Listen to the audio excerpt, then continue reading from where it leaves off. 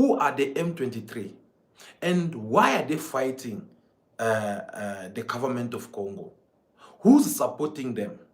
Because so far, it's all being said out there that no, they're being backed by Rwanda. But do you think it is only Rwanda who have that kind of courage to come and do those kind of things? Or there's another power behind that? Well, in order for us to understand who's the M23 and their reason behind all this, I want to take you back to the history of what had happened between the Republic of Rwanda and the Republic of Zaire back then. Now it's being called as the Democratic Republic of Congo, which is DRC, for those who are not familiar with Congo. So it all started in the 1992. Well, in Rwanda, of course, during the genocide which took place between the Tutsi powers and the Hutus, there were a civilian war, which we all know for those who were born by then. Even those who were not there, they can still learn the same story in school. So this civilian war which took place between Rwandans, they had killed each other. And at the end of the day, there is supposed to be a winner. And the winner here was the Tutsi, which is the tribe of Paul Kagame. And Paul Kagame came out as the winner of this fight because he was declared, or he ended up declaring himself as the president of that country, because we all know what happened to the president of Rwanda back then. I think it's the name could be Arabian Gema or something like that. I'm not too sure it's how to pronounce his names, but if you know it, you can also correct us in the comment section. So they had assassinated this president, and that is how Paul Kagame, he came in power. Once he took the power, obviously, his people from his tribe, Tutsi, they end up becoming even more stronger by starting now eliminating and living all these Hutus. And the Hutus, they become even more powerless because whatsoever they had, in order for them to defend themselves with their power, they were losing against the Tutsi.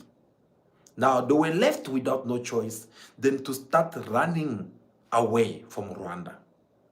Now, they could have chosen to go to any other countries, but they were kind of like relying more on the United Nations, the UN. This same UN you guys were seeing that they are today showing their hypocrisy to help people of Congo. These people, they went to them and start calling them out for help. Now, this UN, we all know what is represented for. We don't buy this side of story where they are talking about United Nations, blah, blah, blah. No, we all know that this is a platform which the Western, they had put in order, they have put on place in order for them to continue controlling other nations around the world, so that they can get to know what you are up to and they can get to sanction you through that. So when these people had asked for help to this so-called UN, they look around in the central of Africa. Remember, DR Congo, it is one of the biggest countries, not only in Africa continent, but in the entire world. In Africa right now, they are standing number 2 after Algeria. Of course, we used to have a Sudan, but Sudan, they had up dividing each other, so they become 2 Sudans, the South Sudan and the North Sudans. So that disqualified them to be one of the biggest country in the Africa continent. So now we're having Algeria followed by Congo, and it is a very big country. If you take countries such as France, they say that it can fit inside Congo about 40 times. So you can just have an idea how big it is, Democratic Republic of Congo. Now, this UN, they look around in the Central Africa. They were kind of like, no, we can't let these people go somewhere else when there's a big land somewhere there in Congo.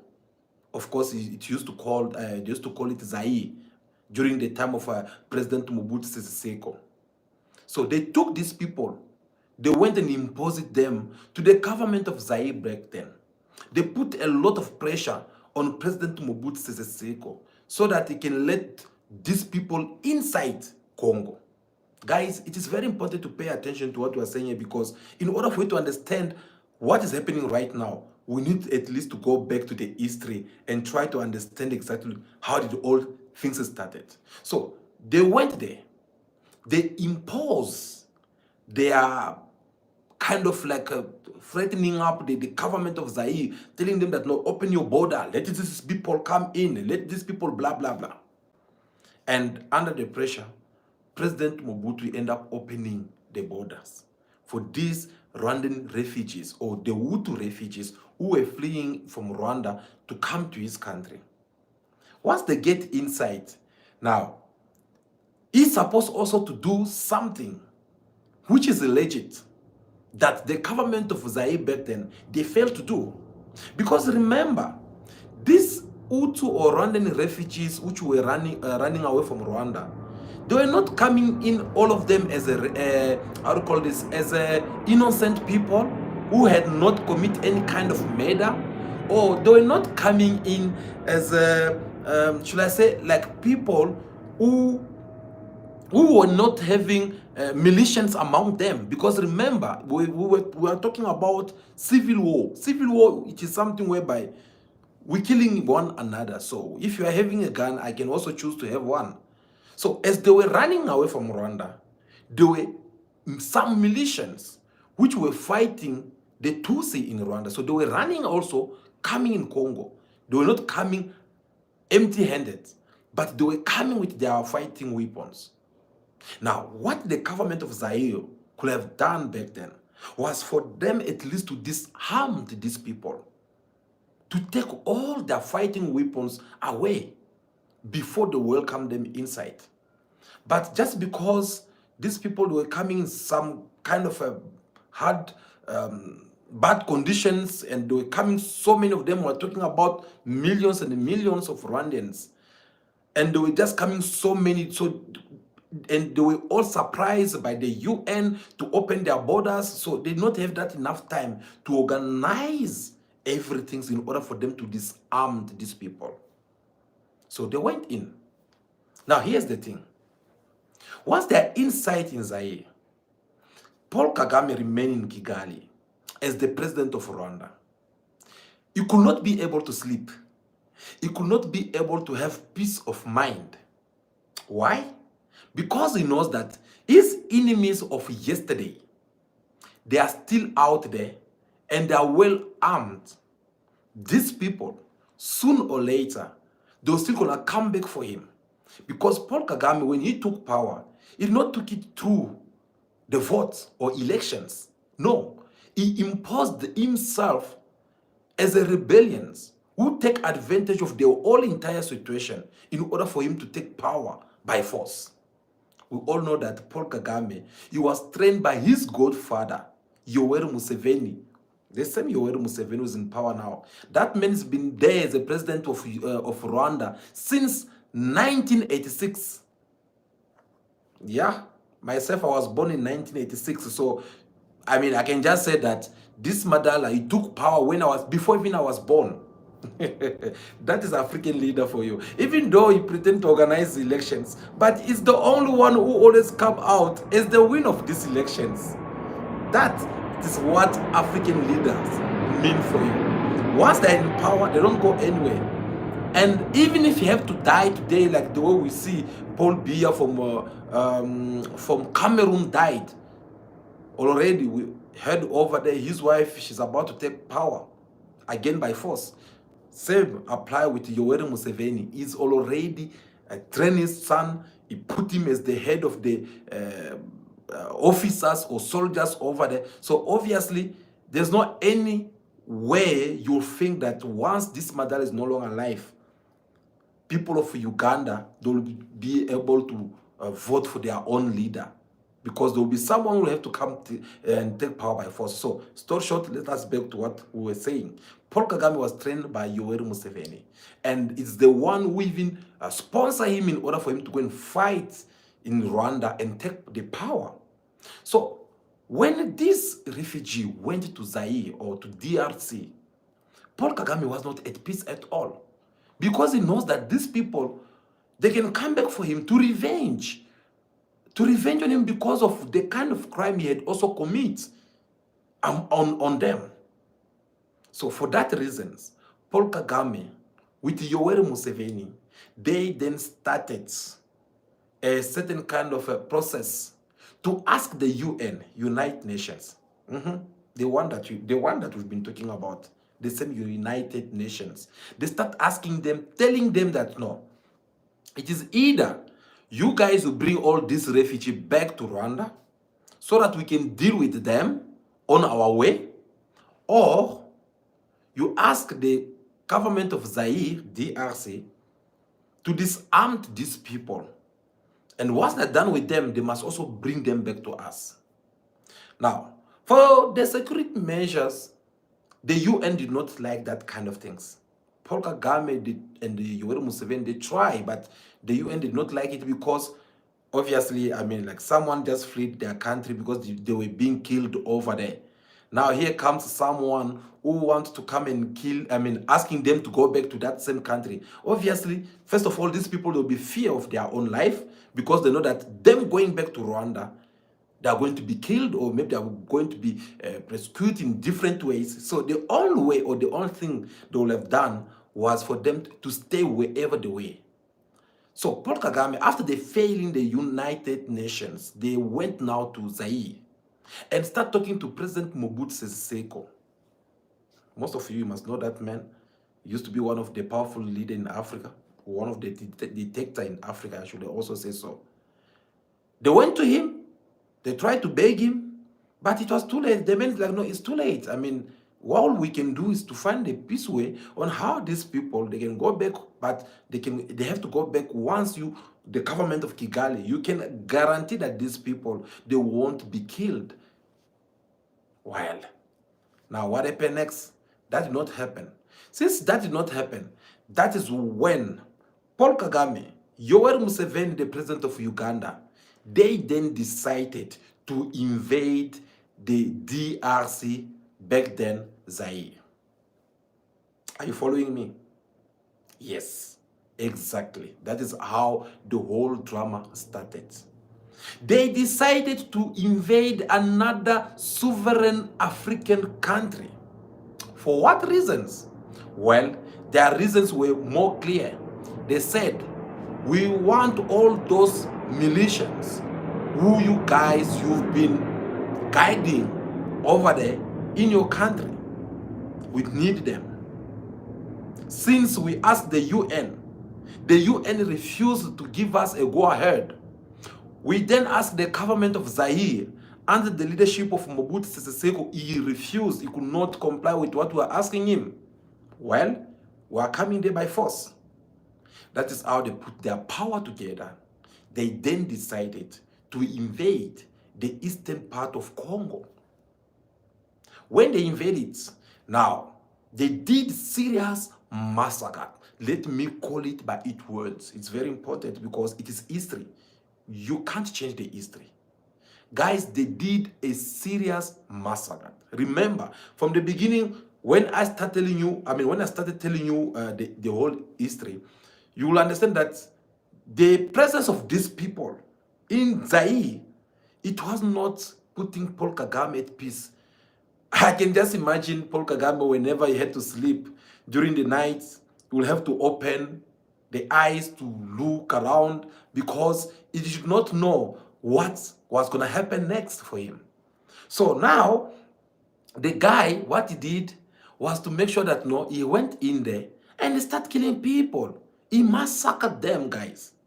Innocent men and children. And when he's massacring these people, there were not any guarantees showing that he's only killing Rwandans or he's only killing Hutu militians who were in that refugee camp. No. He killed, including even Congolese men and women and children. They were all killed in this conflict.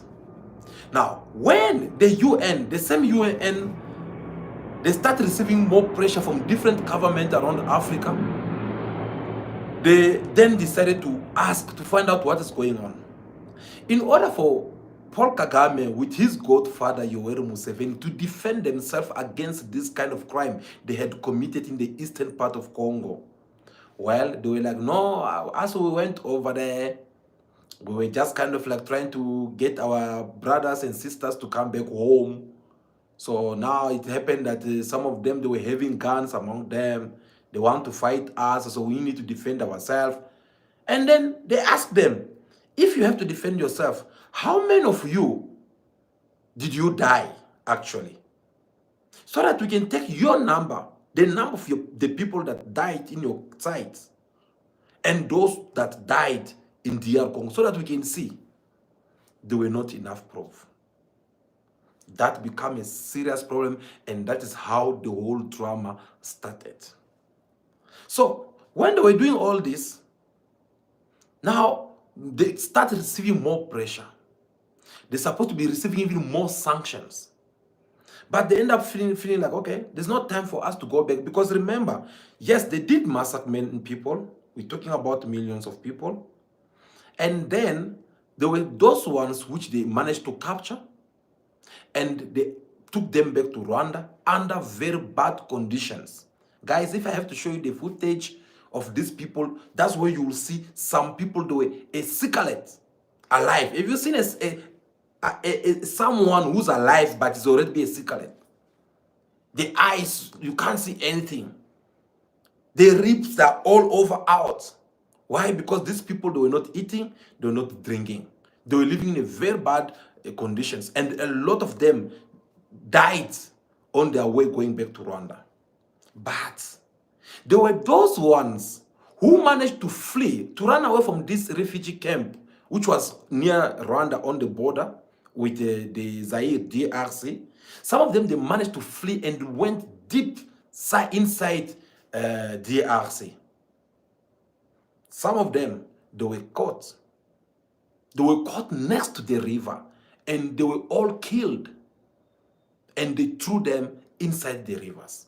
I'm not making up these stories. These are the things which you can, if you Google it right now, you'll see it. Now, here's the thing, guys. Once they were inside Congo, they had to come up with another plan. They were like, no, it's not normal for us to be in another foreigner country and fighting that country. That is like, it is if like we're declaring a war. So what can we do in order for us to defend ourselves, so that even if someone asks us, I mean, if someone have to ask us, at least our names should not be mentioned. They look around and they went and looked for someone. Guess who was that? Well, they went and looked for a Mobutu Sese Seko opponent, which is Laurent Desire Kabila. Kabila the father. Yes, he did not last that much in power, but yeah, we'll get there. Before this Joseph Kabila that you guys you know, well, they used to be the father. He was a bit thick like this. That man, they find him, they fetch him from wherever he was, and they said that, no, you've been wanting to fight Mobutu, you've been wanting to take power in Zaire. Well, here's an opportunity.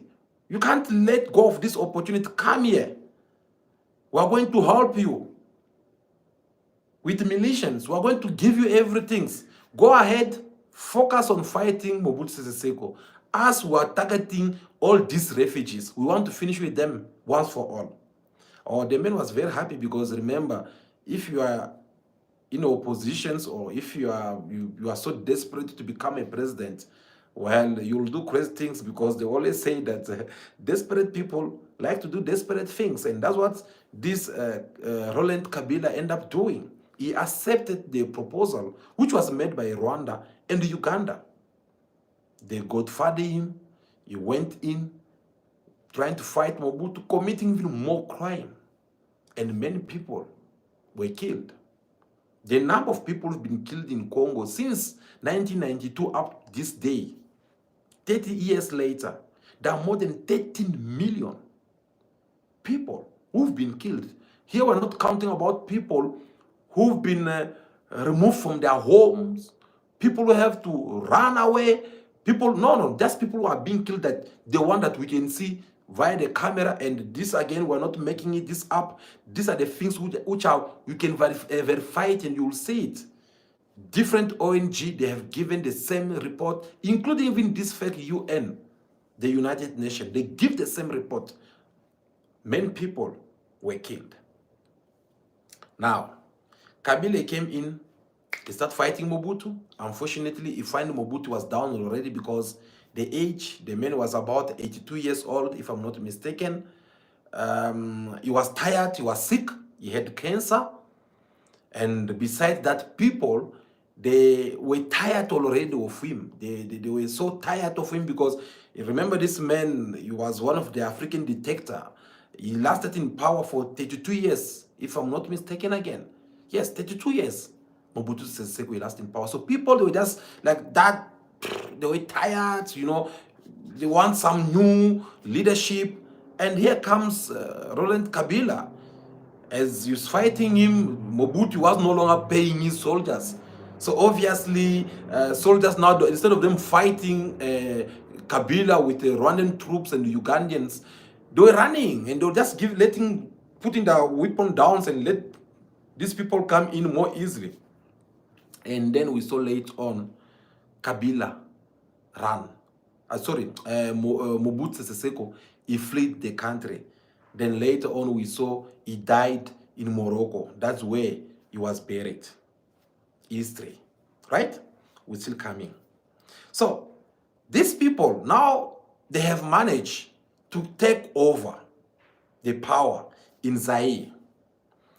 Laurent Kabila, he declared himself as the president of Congo because he had to change the name from Zaire to this Congo, the DRC that we are seeing on the news right now.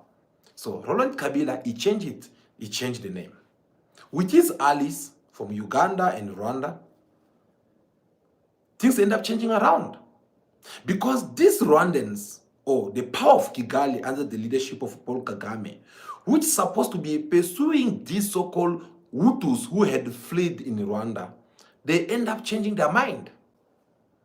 And this time now, they end up start unveiling the mineral resource which is in the parts of Congo. Now they feel like, okay, no, look, these people, they have a big land here. These people, they have this and that. These people, they have so many things. They have a lot of minerals. What can we do? Well, what can we do? The thing is that we need to talk now to our Western allies. Oh, are you surprised that Rwanda does have Western allies? Of course, they do have them. They do have them. British, number one. France, number two. United States of America. Those are three allies of Rwanda. Those ones, they see Rwanda like their baby. Can you give me what sanctions have you seen Rwanda receiving from these people? Whereby, no, we're sanctioning you this, we're doing this and that. No matter what can be the allegations against Rwanda, these people, they always go free. They always come out as the winner. Why? Because they see them as the main entrance to the Congolese minerals. So as they went and negotiate, well, this was a very good opportunity for the Western now to be able to put their hands on the Congolese minerals.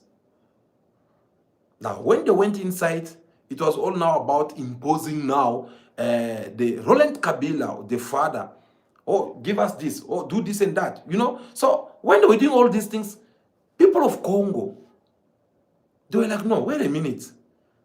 These people, they came here looking so funny. Now the next things, they want to be taking lead in our country. To the point that James Kabarebe, who's the number one commander-in-chief of Rwanda Army, he was nominated as the chief of the staff of Congolese army in Congo. Let me try to explain this more easily so that you can get to understand what I'm actually trying to say. So, the Rwandans, they took one general in their army and they went and nominated him in Congo as the number one of the army. So whatsoever the Congolese army, they will have to do that time, during that time, whatsoever can be the decision, this general from Rwanda is the one who have to disagree or approve. That's what happened. So these were the kind of things which did not make people of Congo to feel comfortable about it. Guys, please like this video. As we're talking, keep on liking this video in your numbers. So the Congolese, they start revolting now themselves against these people. And they start asking for Laurent Kabila to remove these people and send them back. Well, there were even some opposition leaders who had to tell Laurent Kabila and say that, how much do you owe these people? If you have anything that you owe them, then pay them. Let them go back where they came from.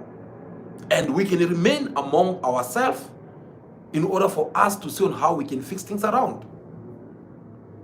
But at first, Laurent Kabila, the poor guy, could not understand what was going on. The time he opened up his eyes, it was too late, because by then, his allies, Rwanda, they had already signed contract with the devil, which is the Western. Now you understand why I asked you at the beginning of this video and saying that, is it only Rwanda that we are seeing behind all this M23, or is there another powerful nation? Well, now you start having a clear picture of who's the mastermind behind the killing in DR Congo. We're still gonna get more to that. But let me go back to what I was saying. When Kabila opened the eyes, it was too late. Paul Kagame had signed contract with the Western in order for them to start using him so that they can be able to put their hands on the Congolese minerals. Paul Kagame, who's supposed to be a true Pan-Africans, who's supposed to be defending the African soil, well, he accepted this kind of a stupid idea. Once he accepted it and start now trying to impose his leadership over there, Laurent Kabila, he refused. He's like, no, guys, I think it's about time, child time. Pack your stuff, go back where you came from. Without notice. Oh, should I say? No, he gave them 48 hours. Yes, that old man, he gave them 48 hours for them to leave his country. He said, I think enough it is enough. You have done your part. You helped me. I managed to chase Mobutu Sese Seko from the government. But it's about time you go back to where you came from. Well, that now was something which Paul Kagame, with his ally, Yoweri Museveni, and the Western ally, they did not like at all. They did not like it. Why? Because now they feel like this is a kind of a betrayal. That look at this man, we help him, we put him in power, he chased Mobutu, now he's the president. Instead of him to start repaying us back, now he want to turn against us. They got angry. Right? So Kabila gave them 48 hours. They accepted to leave DRC. They leave it today. After 24 hours, they went back. From that moment, guys, that is when the second war started in the DRC.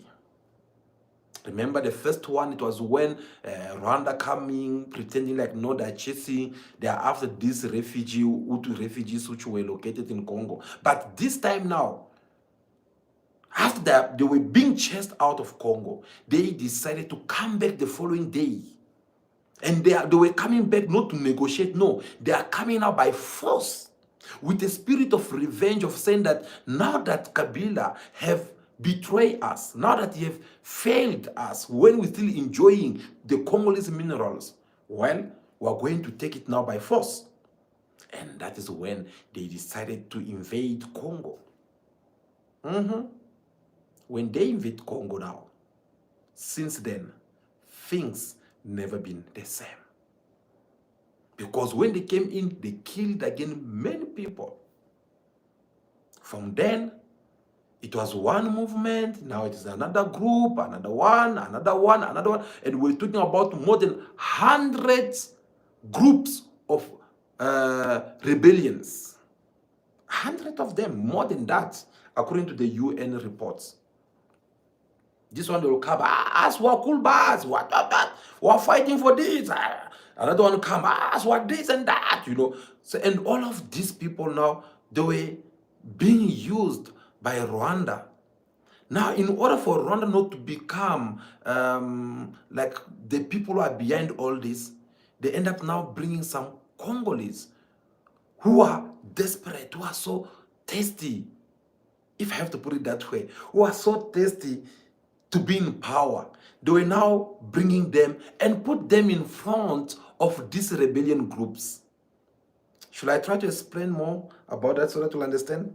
Let's say, I don't know from where you are watching us, feel free to tell us which one is your country. But let's say your country, and then you don't want, I mean, you want to become the president or you want to be in power, but you don't know how. Whatsoever you do, whether from the opposition political party, does not go, it does not promise that much. And here comes someone who's having some conflict with your government. And they say that, no, what about if we make you this proposal?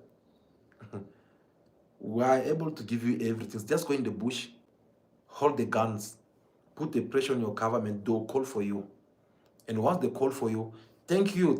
Norman is watching us from Jamaica. And once they call you, you'll come and then you sit to the table with them. That is how Rwanda manipulate those Congolese. And they were coming forward, rushing in and trying to explain like, well, the government, blah, blah, blah, blah, blah, to the point that Kabila, the father, he ended up losing control. We then saw later on he was being assassinated. Not by anyone else, but by his own bodyguard. The man who's supposed to be protecting him is the man who ended up assassinating him. And he was killed like a pork. I'm sorry for the word, but that is truth. Because this man, he came in, you pulled him up, one bullet in the head, he went on the head, on the back, he shoot another one from the couch where he was seated, and the man was gone down like that. Until today, we don't know. Officially, of course, we don't know. We're having Wainten Shimpa is watching us from Zambia. Thank you so much for watching us from Zambia. So, we don't know who had killed the Kabila, the father. That is in the official version. But listening to the whole history, obviously, we all know who had killed this man. The people who killed Kabila the father, they're the same people that he worked with in order for him to remove former president of Congo, Mobutu Sese Seko, from power. These are the same people that these are the same people that he betrayed, like by chasing them in his country. So obviously these people, they have to get rid of him in order for them to replace him with someone else. Thank you, my brother who's watching us from America. We really do appreciate. Yeah, so that's what happened. And then he was killed like that. The next things we saw, again, like you know in Africa, if the father die, the son will take. If there's not a son who's strong enough to be a president, or maybe who's not old enough to be a president of that country, the wife will take, like the way we're seeing it right now in Cameroon. What about Guinea or Equatorial? They're also doing the same thing. So it is all about like, yo, Africa, Mara. Yeah, so that's how Kabila the young who came, Joseph Kabila. So let us turn the chapter now. This man, he came, who supposed at least even to revenge for the death of his father. No. Instead, he became as a puppet of these Rwandans and Uganda, who have to tell him on how to do things, how to do that, open your borders, we're going to send our military over there, they must go and enter these Rwandan Hutu militias who are over there, blah, blah, blah, blah, blah, blah. So it was all about like them manipulating him. And since then, things were getting even more worse. So because these people now, they will come in Congo, they'll impose all their things, and now they see that, no, there's a lot to win here. So we can't go anywhere. So if we manage to take a city or a town, we need to call for the government to come and negotiate with us. Now, here's the thing now. What do they need to negotiate with the government? Imagine terrorists or rebellion groups which are busy committing serious crime. These people, they're supposed to be arrested and being sent to jail or being condemned to death. But that day, they're having the balls to call upon a government to impose on this government of what they want. But just because they are well being backed by Rwanda and all these Western countries, so there is way now doing certain things which most of you don't know, because I could see people talking about this and that. Guys, make research, read, you'll understand what is really happening. This is not something simple. Remember, I said in order for Rwanda to come and go and invade Congo, they had to go and make a certain deal with the devil. And the devil I described it was the Western, who had a lot to win from all this. Now, this time, since now they were wanting to negotiate with the Congolese government, Rwanda, they have to go back to the same Western countries and tell them that no, we've been taking a very big risk for you. We give you a very easy access to the mineral resource which you guys are supposed to be having. We've been collecting the taxes of all these mineral companies, mining companies, I mean to say. We've been doing this and that. But we feel like us, we are not winning enough. So we want also something in return. And we want it with your help. They ask Paul Kagame, what is it? Then he said that, no, my country is too tiny. Yes, and this is true. If you look in the map of Rwanda, Rwanda is this small. It's like, what size of country can it be in Africa? Lesotho, Iswati. Yeah. Oh, Madagascar, no. Madagascar is quite big, eh? Yeah, Madagascar is quite big. So Rwanda, if you look in the map in Africa continent, they are this small. Now, this time, Kagame with his government, they are now asking for land. And the land, they're not just asking like any kind of land. No, they're even choosing where they want to be. Oh, yes. We are not making this up, bro. They're choosing where they want to be because they know there is a mineral resource which is over there. And they're choosing it with one of their reasons, saying that no, in order for us to abandon these refugees, Hutu refugees or Rwandan refugees, which has been in Congo, since they're over there, well, they should just occupy that land and they can be part of us. I don't know if you have come across where some of the videos where Paul Kagame is accusing the government of Congo, saying that no, blah, blah, blah. Even this M23, when they first took over, about 2 days ago, they were saying that no, we're here to defend the minority. Yeah, minority of Rwandans or Hutus who are here in DRC. So we're here to defend them. Imagine that. Abilo, thank you. Imagine that. Imagine that, like they just want to go ahead and bring up their reasons. So now, since they want a part of land in DR Congo, how can they take it? They can't take it through fighting, like you come, you invade a country, you took control of a certain town in Congo, then you think like, no, you have made it. No, because people, actually, they'll come on you, they'll be like, no, we know that this land belongs to Congolese. We know that this land belongs to South Africans. We know that this one belongs to this one. So they'll judge you for that. Now, the easiest way for Rwanda to put their hands on this land was now telling these, how to call, these rebellions to negotiate with the government. Because these rebellions, we're talking about more than 4,000 rebellion troops who are Rwandans. They are coming directly from Rwanda. They're receiving the order from Rwanda. In front of these rebellions, in order for Rwanda not to look like that they want to be behind all this, they put some few Congolese there who are so desperate of power because they had promised them something like, look, bro, you just have to do this, us we're going to make you a president in that country. And since people need money, obviously they will sell their soul to the devil. So now, whenever these rebellions, they have to come and fight, and the government can't fight them back, now they have to negotiate. While on the table, they have to negotiate things like land. For example, how they can take this land is by them taking these troops, these Rwandans, and put them in the Congolese government. They should be also everywhere, whether it's ministers, whether it is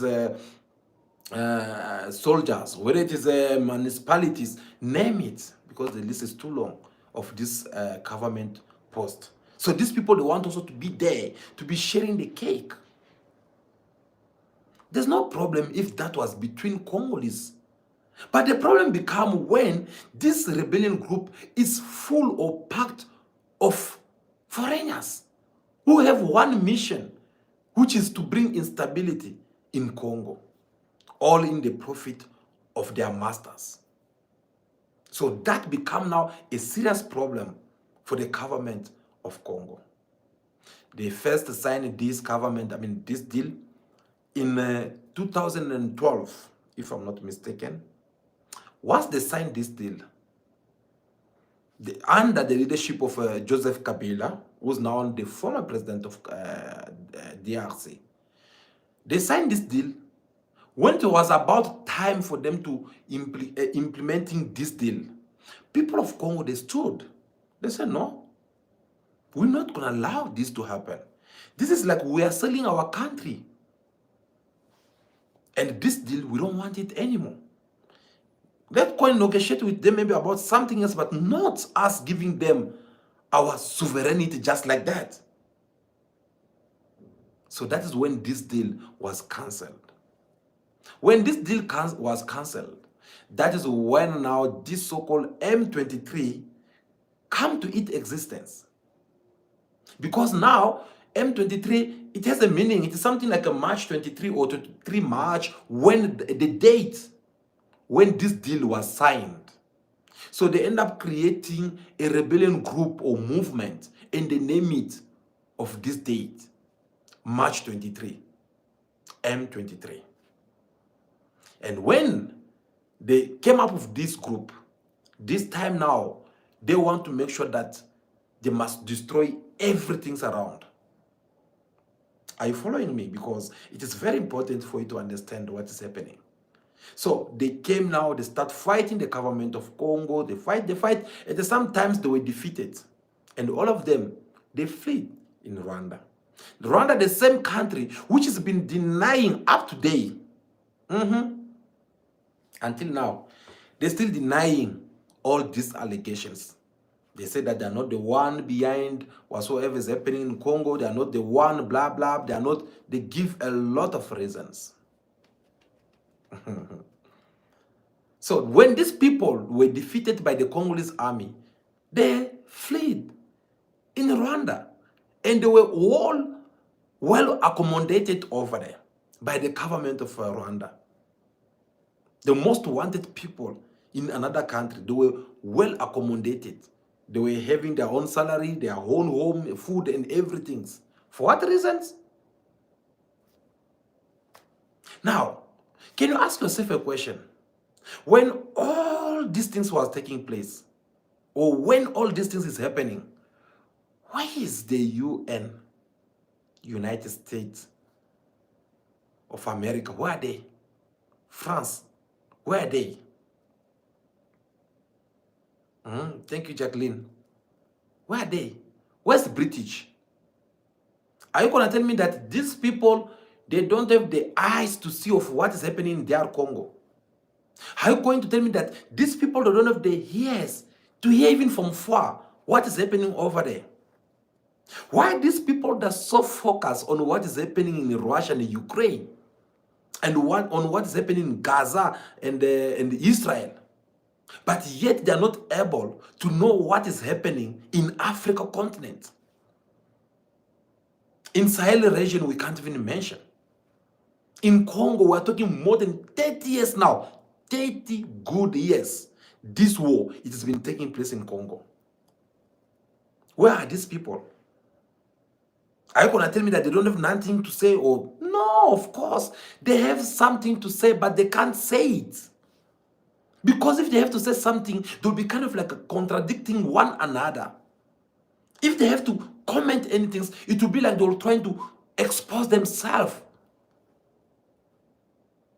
That is the fact. They know exactly what is doing. What they're doing. This matters is being raised out there. Everyone, they can see what is happening. Guys, maybe since you were born or since you grew up, you never been attacked by armed forces who can make you flee your neighborhood and leave everything behind for you to go and find yourself in the bush. With this BP that we are seeing the world, the depression and everything, can you imagine how many people are dying in that part of Congo? Not through the bullets of Paul Kagame and these people, but all because they have to follow into depression, or because, or maybe because they have to get heart attack. Because imagine, let's say you were well settled, everything was good for you financially, you, your kid, and your wife, everything is normal, and tomorrow you find yourself like you are left without nothing. Guys, just for your own information, you did not know, if you did not know, do you know that in Congo, they rape a woman after every minute? A woman or someone's daughter is being raped by these people. Because remember, they're in the mission to fight. So they don't have wife, they don't have girlfriends, they don't have anything. So whatsoever they see on their way, they'll take it by force, they'll take it for free. Whether it is food, whether it is women. Do you know how many children who have seen their parent, their father, being killed in front of their eyes? Oh, yes. Yes. It's just that this platform, YouTube, does not allow us to post a certain kind of videos. Because if you have if we have to post this footage, guys, I'm telling you, you'll be so disappointed in what is happening in Africa. If you come across a history of let's say you are the father, these people, they come in your house, they find you and your wife and your daughter, for an example, just because they have chopped everywhere, they enjoy, now they're tired, or maybe they don't feel your woman or your daughter, and then they're asking you as a son to pamper your mother. Oh yes, we have people who survive from these kind of things. Or they're asking you as a father to pamper your own daughter. If you don't do it, they're going to shoot you. Now they'll tell you straight away, it is either you do this or either we shoot you. And we saw many parents or sons who end up killing themselves after this incident had took place, because they can't be able to look their mother in the same way. They can't be able to look their own daughters in the same way. They can't believe that they have just done something like that. Some of them who try to refuse, they get killed in their legs, or they can chop their legs with some machetes. And then you see maybe your daughter, your whoever, she's there, they'll be like, no, Dad, let's just do it. Dad, I don't want to lose you. And then you see them cutting off their clothes so that they can just do it in order for them to save your life. But even if you do it, do you know how many people have to go through that pain of knowing that I do some abominations to my own family, and they end up unaliving themselves? These are the realities. So sometimes when we're talking matters of this Congo government, we should not be taking it more lightly. Guys, there's serious things which are happening over there. If you come across a situation whereby you find a young lady telling you that she was not being raped through a ndokoro, but she was being raped through a stick. And not even a cooking stick, but a crazy stick that maybe someone, they were busy carrying it in the bush all along with different bad infections on it. And they have to come and pamper the young ladies. These are the things which is happening every day in that part. And these are serious crime which can't go unpunishable. So when all these things is happening, different ONG, civil society, many people spoke about it. There's a report, there is a witness, there's a survivors. And all these things get to reach to the ears of Americans, of French people, of British, and all these people, they keep quiet. Do you think it's for nothing when they say that your phone, I don't know you're watching us from what, but your phone, it has a blood minerals. Because they're sacrificing people of Congo from all this in order for them to make their iPhones. In order for them to invent something like electrical cars that you are seeing French having right now, trending all over the world. Have them told you where they get those minerals in order for them to invent those cars? Because as far I know, unless if I'm wrong, you can correct me. As far I know, I don't see or I never heard that France, they have this kind of minerals or that and that. Worst part, even British, they're having a reserve bank, gold reserve bank. They're having diamond reserve bank, yet they don't have the mining. Where did them get it from? So we should just keep quiet. We should not question them. No, that is very bad. So the situation which is happening right now in Congo, you guys should not take it like something small, like a joke, like what. No, it is a very big thing which is happening there, which has a lot of people being complicit in that. Now, just because we're running out of time, let me try to focus a little bit about the soldiers who are being killed in Congo. I said earlier when I said, soldiers, they are people who are supposed to be able to defend themselves. They are people supposed to put order. Even if they have to come across each other, they can't stand there looking at you, beating them like they are your wife or your girlfriend. No, they have to defend themselves. But how come so many soldiers of the UN, South African soldiers, about 9 of them or 13, who died also over there? How did them just being killed like that? Is it that they're not strong enough also to fight? What is happening? Because according to many resources that we're having in our possession, it alleged that the Congolese army or soldiers, they run away. They could not be able to stand against this M23. And some of them, not all of them, I'm just talking about what happened in order for even these rebellions to take over Goma. So they ran away. As they were running away, here comes now South African soldiers who find being surrounded by these people.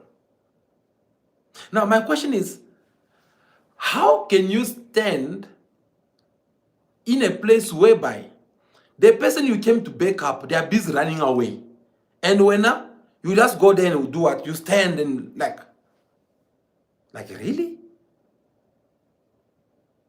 No, something's wrong somewhere there. Here's what happened. First of all, the presence of South African soldiers over there, it was not sitting okay with Paul Kagame and his army. Because they know that, okay, beside them dealing with the Congolese government, they'll have to deal again with these South African soldiers. So now what they have to do now is to find another way that they can be able to fight this war and be able to take over the city. So on the side of the government of South Africa, what also they're supposed to do, it was to make sure that these militaries, they're supposed to be well equipment. They're supposed to be having every necessary things in order for them to defend themselves. But unfortunately, that did not happen. These people, again, they're supposed to be having a lot of experience. Our soldiers over here, it is all about eating a lot of chicken, go home, sleep, weekend, go somewhere in the bar and chill with some different girls or side chicks, having fun like that. That's what our military are good with. Because you can't tell me how many war that we have managed to fight so far, besides us being participating in different missions around Africa or even around the world. So a war which is like the one of DR Congo, it needs people with a lot of experience. Because those people, they've been living in bush for more than 30 years.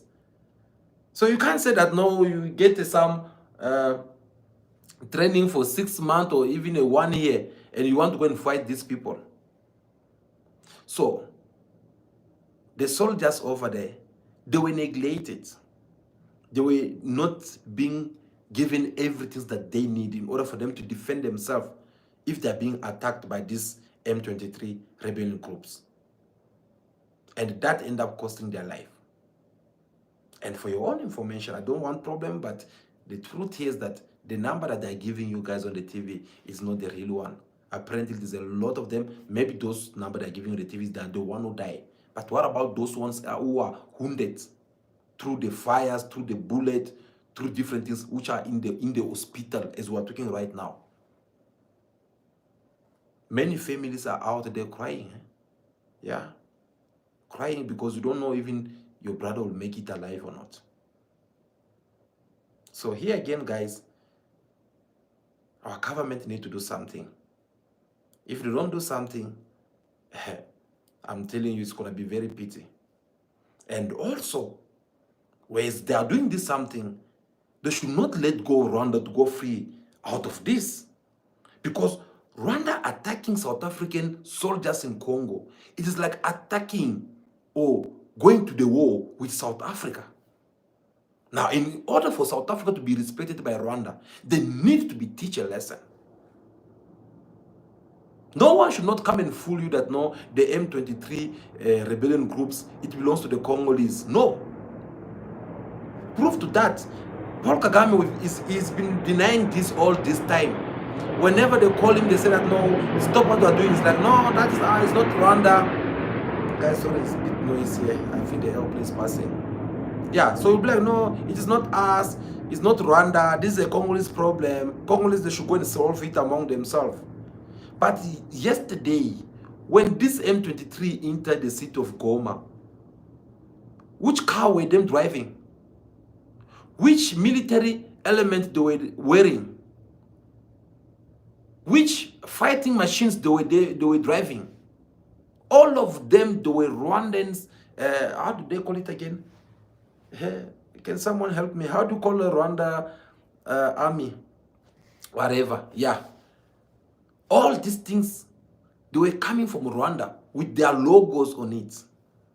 And when they managed to enter in some part of that city, it was on the Rwandan televisions. They make announcement officially. These are the people who've been denying that they are not aggressing the Congolese people. But this time in their country, they make, how to call, and they inform the whole world that this is what is happening, and they had to come up with a reason. Their reason this time was to say that, no, we are here to protect the minority Hutus who are in Congo. Again, this is not good at all. So something needs to be done from all this. In order for this to stop, people of Congo should not count on negotiations, which has to do with the Western or Rwanda. And the president of Congo, he needs to stand. He needs to hit his hands on the table. He needs to see on how he can deal with this kind of matters once for all. Because you can't keep on crying To the people who can see your tears, who can see your pain, but yet they are acting like no, they don't even hear you. Why? Because they are the cause, that the mastermind behind all this. They are the one who have to benefit from all this. So the Congolese president, he must behave like a Ibrahim Traore. Guys, let us be honest. Ibrahim Traore, he came, he imposed himself against the Western. They did try whatsoever they're supposed to be doing in order for them to calm him down, and they failed. They tried to assassinate him. They tried to poison him. They tried to do the military coup. They failed. But Ibrahim Traore, he remained firm to his decisions. Hey, you, France. Out. Hey, what? British. That is your last year. Next year, no contract for you. No gold for you. Go back to your country. Oh, you, what? US. No, take your military, but take your stuff, just leave. That is how you see a leader. Today, the entire Africa, they are so proud of someone such as Ibrahim Traore. It's not for fun. You guys, you saw I played you videos on how you went in Ghana and was celebrated like a true hero. Instead of them celebrating their new president that they had voted for, but they will be celebrating Ibrahim Traore.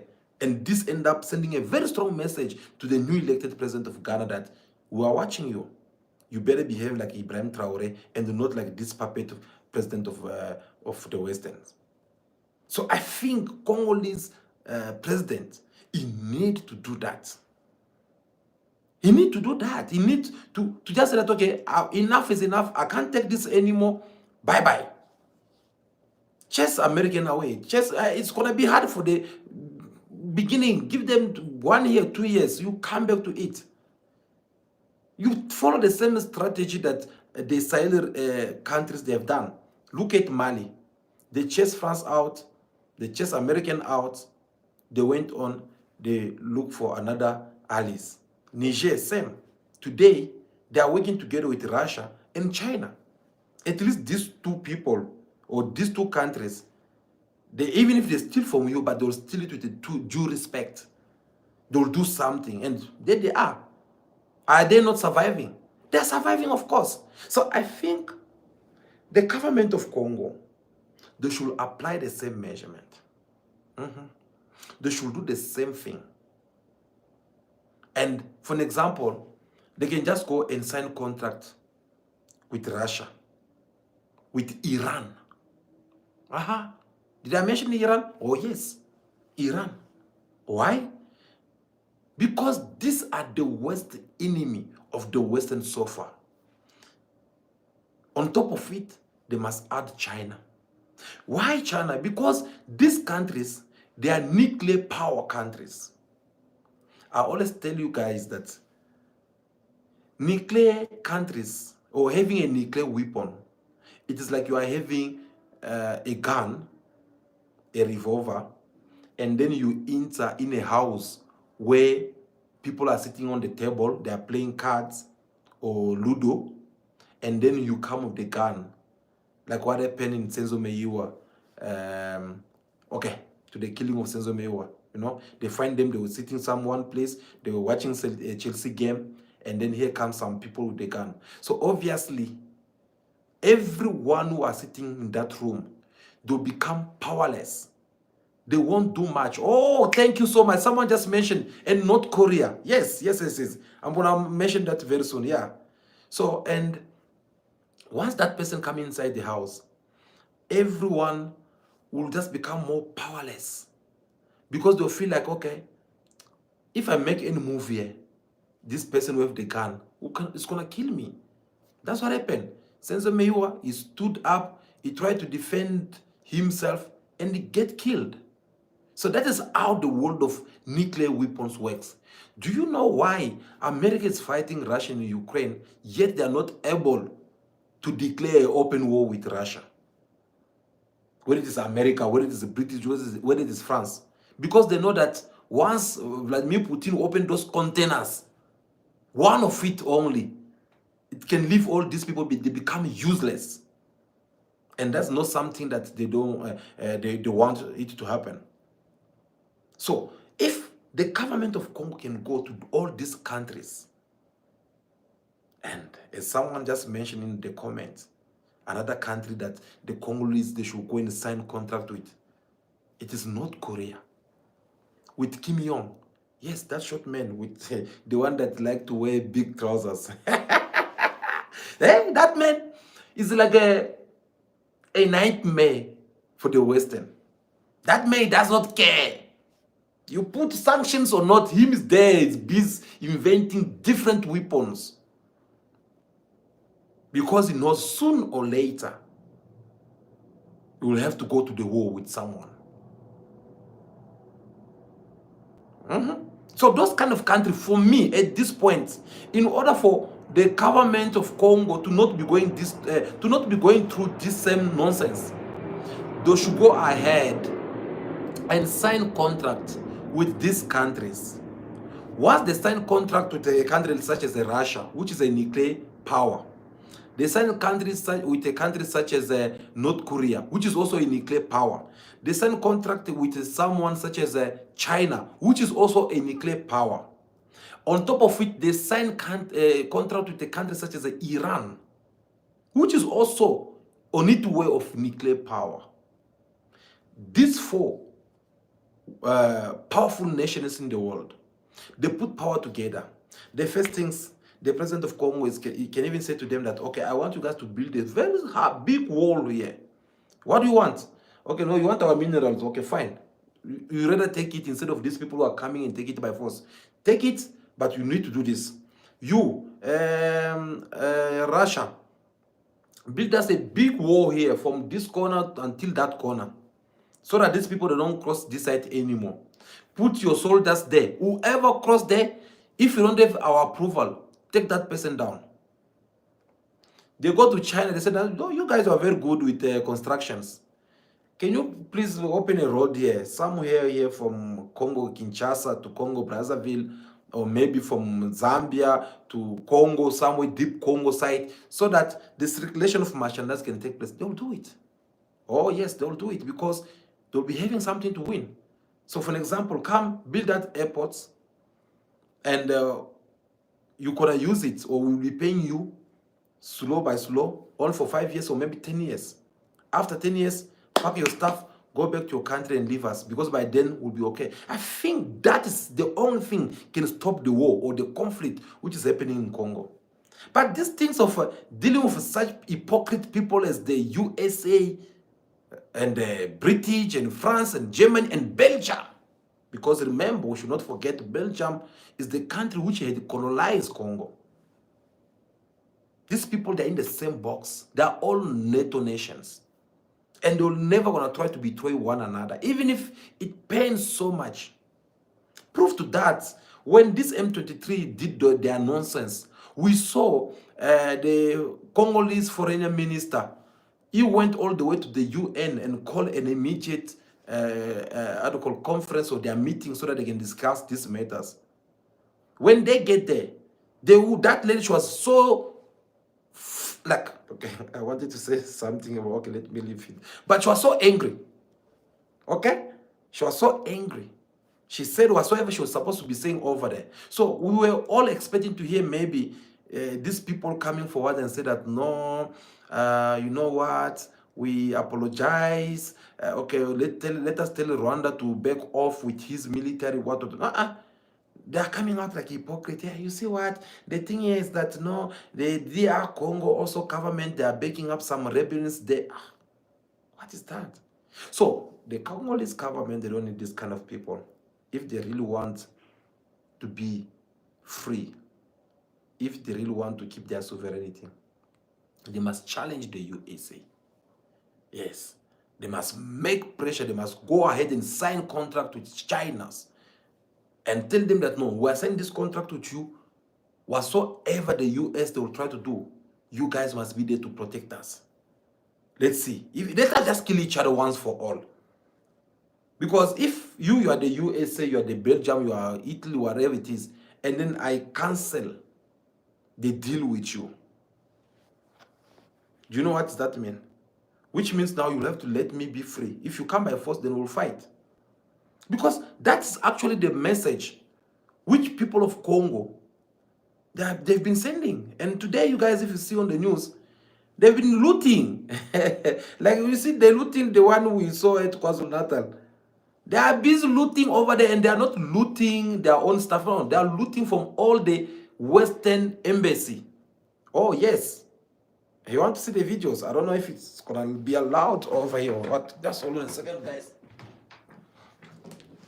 They have been looting. Let me see if I can have some of the stuff here. They went to the US embassy. They loot everything's over there.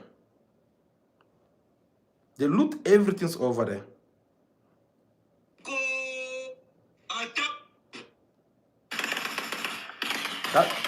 These are the kind of, I don't know if you will see, these are the kind of fight which has been happening.